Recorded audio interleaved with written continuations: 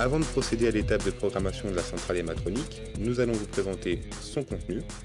Donc votre pack comprend un manuel d'utilisation détaillé permettant de programmer votre alarme, la centrale d'alarme équipée d'un clavier et d'un transmetteur avec sirène intégrée, un détecteur de présence volumétrique sans fil. Vous retrouvez une sirène d'une capacité de 110 décibels. On a également l'adaptateur qui permet d'alimenter la centrale. On retrouve les accessoires de fixation double face avec les contacts de porte et de fenêtre composés de 2 éléments et pour finir les 2 télécommandes type porte-clés. La centrale d'alarme se présente de cette manière. Donc on retrouve un écran digital, le clavier numérique vous permettant de commander la centrale, les différents voyants vous indiquant l'état du système. Sur la face arrière, nous avons l'emplacement réservé à la carte SIM, la fiche d'alimentation de la centrale, le bornier pour brancher les différents accessoires filaires, le commutateur on-off et pour finir, l'emplacement réservé à la batterie au lithium. Afin de mettre en service la centrale d'alarme, il est nécessaire de modifier les codes d'usine.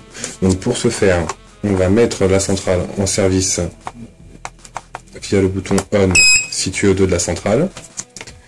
Ensuite, on attend que la centrale s'initialise jusqu'à ce que le bouton ARM passe au rouge.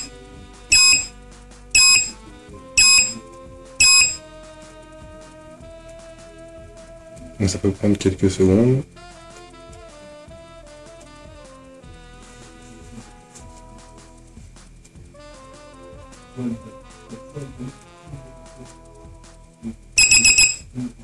Le voyant est passé au rouge.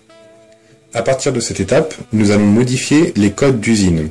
Donc pour ce faire, on va taper 6, 6, 6, 6, suivi de la touche dièse.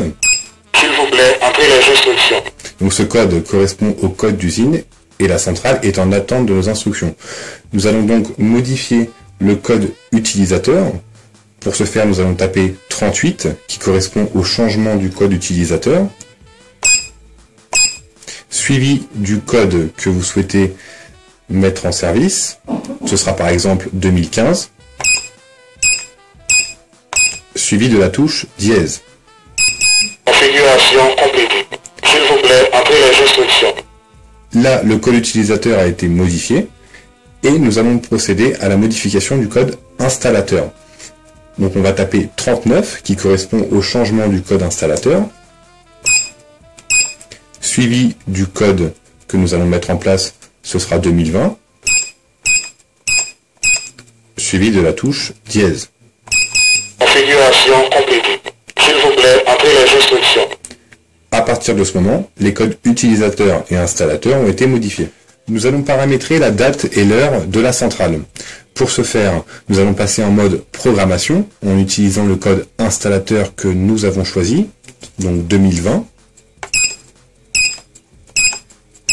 suivi de la touche dièse. S'il vous plaît, entrez les instructions. La centrale est en attente de nos instructions et nous allons procéder au changement de l'heure en tapant 48 qui correspond au changement de l'heure, suivi de l'année, du mois, du jour, de l'heure, des minutes, suivi de la touche dièse.